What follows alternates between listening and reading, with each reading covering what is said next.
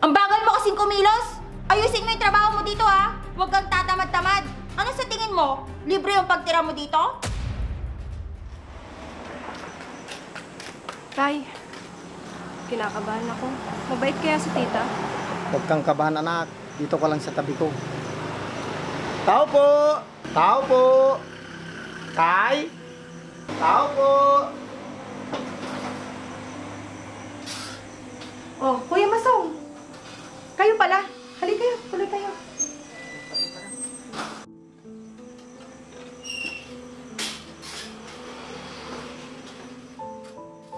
Upo muna kayo.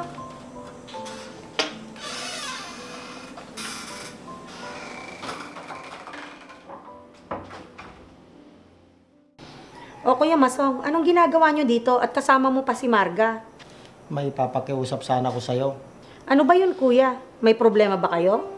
Gusto sanang mag-aral tong anak kong si Marga. Oh, anong kinalaman ko dyan? Gusto ko sana dito muna siya tumira. At tulungan mo sana ako sa pag-aaral niya. Bakit, Kuya? Hindi mo ba siya kayang pag-aralin?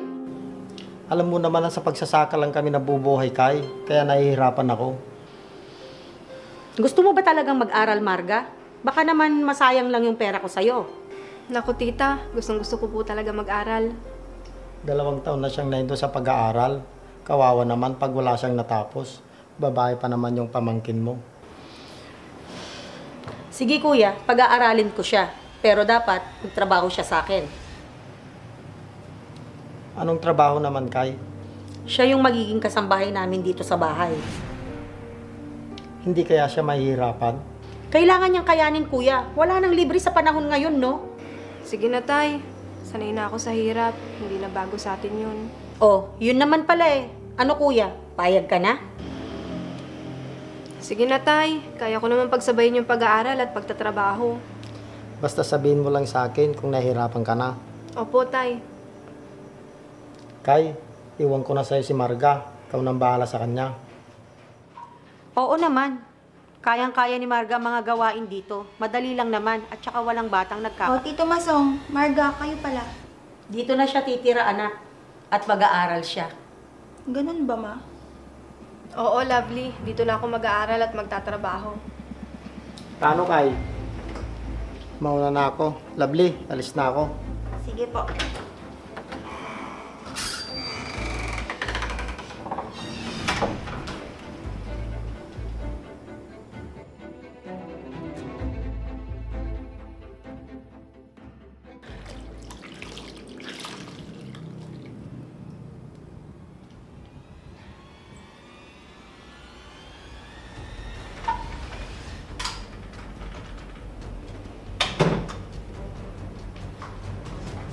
Hoy, Marga!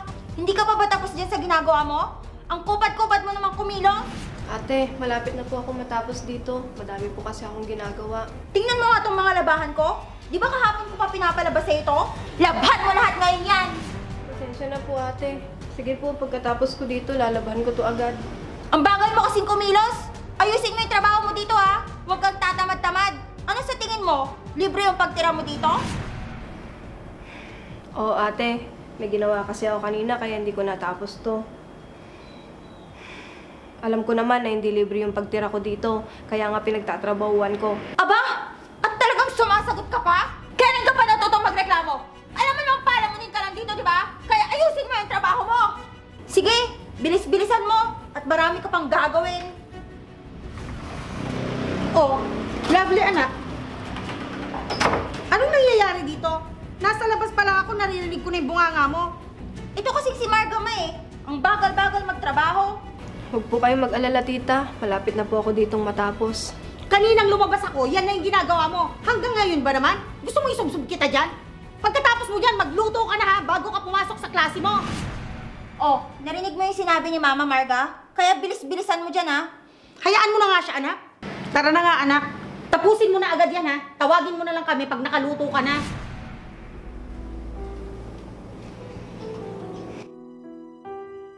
Konting tiis na lang, Marga. Malapit ka lang magtapos. Hay nako anak, napakakuripot ng tita mo. Ilang beses nang nanalo, hindi man makapagbigay ng balato dito. Hayaan mo na, Ma. Baka konti lang yun ang panalunan ni Tita. Tita, eto na po yung merienda niyo. O anak, kumain ka na. O ikaw, kumuha ka ng baso doon.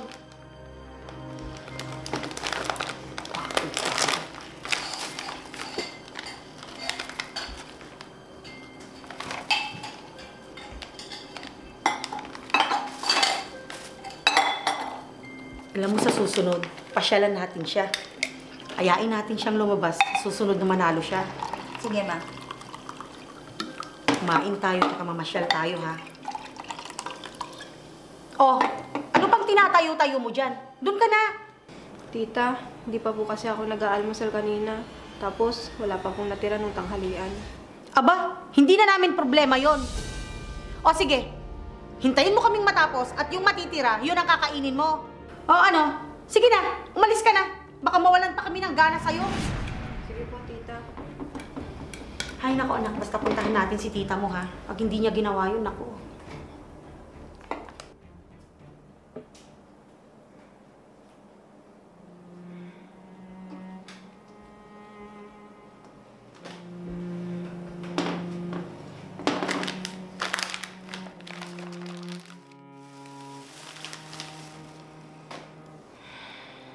Ang hirap naman ang sitwasyon ko dito. Gutom na ako.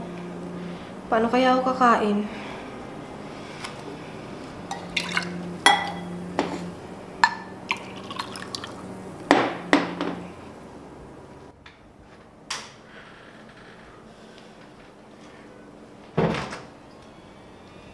Hoy Marga, tapos mo na ba yung mga gawaing bahay dito?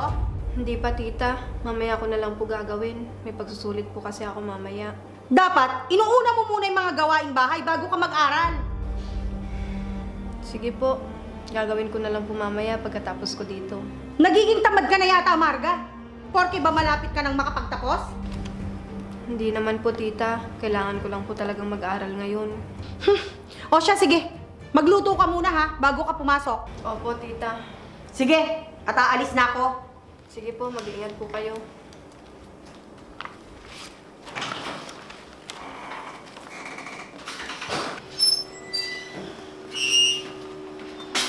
Oh, lovely. Saan ka na naman ba galing?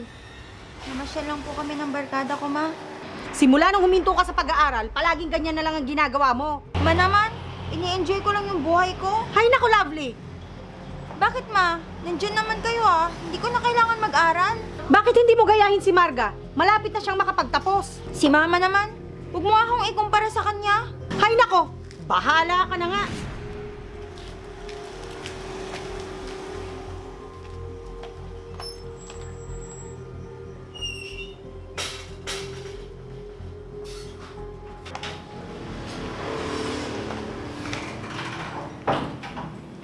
Hoy, Marga!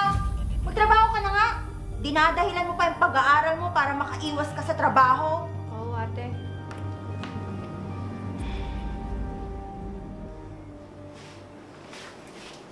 Tita, magpapaalam po sana ako. Uwi muna ako kay tatay. Matagal ko na po kasi siyang hindi nakikita. Total, bakasyon naman po. O sige, pero baka mamaya kung ano-ano ang ipagsabi mo sa tatay mo, ha?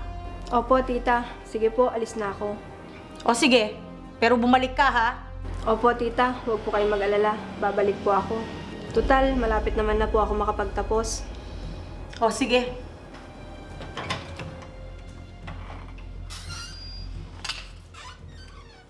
Sana hindi malaman ni Kuya Masong ang hindi magandang pagtrato namin sa'yo, Marga.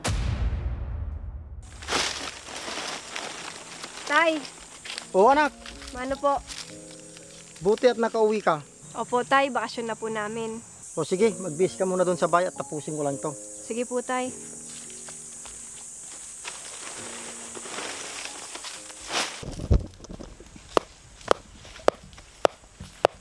Tay. Kumusta ka dito, tay? Ito, mahirap yung buhay. Ikaw anak, kumusta ang pag-aaral mo? Ayos naman, tay. Ilang buwan na lang makakapagtapos na ako. Ang bilis ng panahon, ano?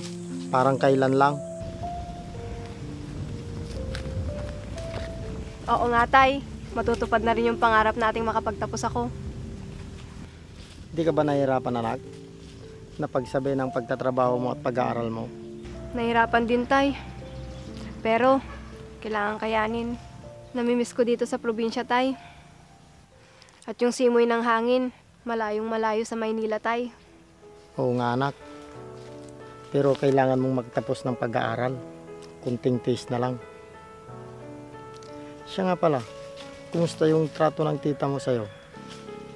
Tay, may galit ba sa inyo si Tita Kay? Bakit mo natanong anak? Para kasing hindi pamilya ang turing niya sa akin. Ganun ba? Alam mo anak, nagalit siya sa akin noon dahil sa akin pinamana yung lupang sakahan namin na dapat hati kami. Eh bakit kasi hindi hinati ng mga magulang niyo, tay? Dahil nakapag-aral siya anak at nakatulong ako sa pag-aaral niya. Ganun ba, tay? Oo Marga anak. At hindi yun maintindihan ng tita mo. Ah, kaya po pala. Oh, parang nagtataka ka. May problema ba? Eh kasi, tay, parang alila yung turing nila sa akin at hindi ka mag-anak nung nandun ako sa kanila. Pagpasensyan mo na sila anak. Hayaan mo, malapit ka naman na makapagtapos. Magbubunga rin yung paghihirap mo. Basta magtiwala ka lang at lagi kang magdadasal. Oo naman, tay, at nagpapasalamat pa rin ako sa kanila. Oo anak, kahit ano pa man ang ginawa nila, nakatulong pa rin sila sa'yo. Mas lalo ako magpupursige, tay, sa pag-aaral ko. O sige anak, magpahinga ka muna. Sige po, tay. Kawawa naman pala tong anak ko.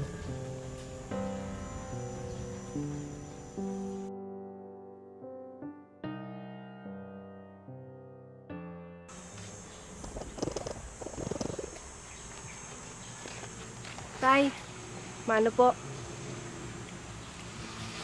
Kumusta naman yung trabaho mo anak? Medyo naninibago pa ako, tay. Ilang buwan ka nang nagtatrabaho, di ka pa nasasanay? Oo nga, tay, eh. Hindi ko rin naman kasi akalain na makakapagtrabaho ko sa isang opisina.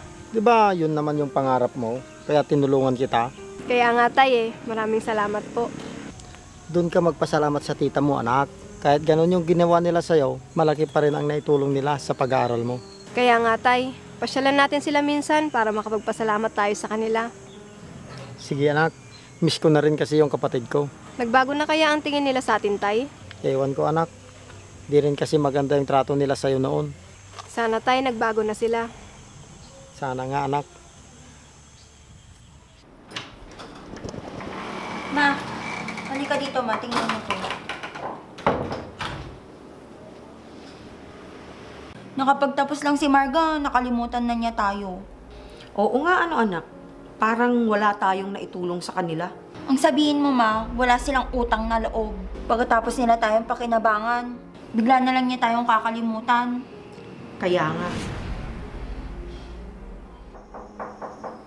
Tao po! Ma, may tao po yata. Tao po! O kuya, tuloy kayo, maupo kayo.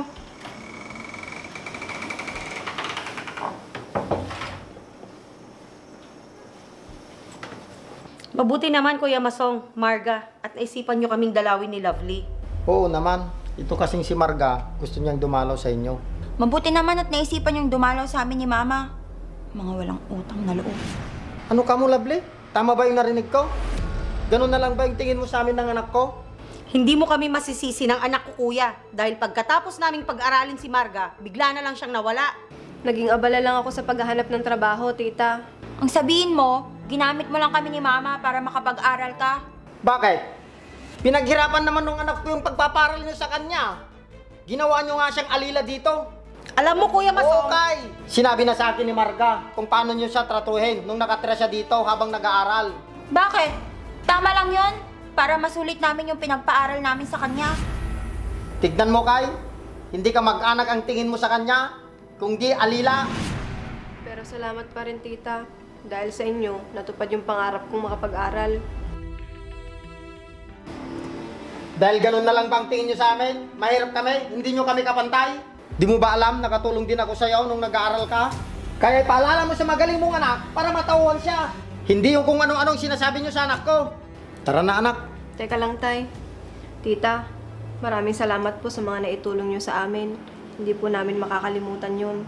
At kung kailangan nyo ng tulong, tita, huwag kayong mag-atubiling lumapit sa amin dahil pamilya pa rin tayo. Tara na, tay.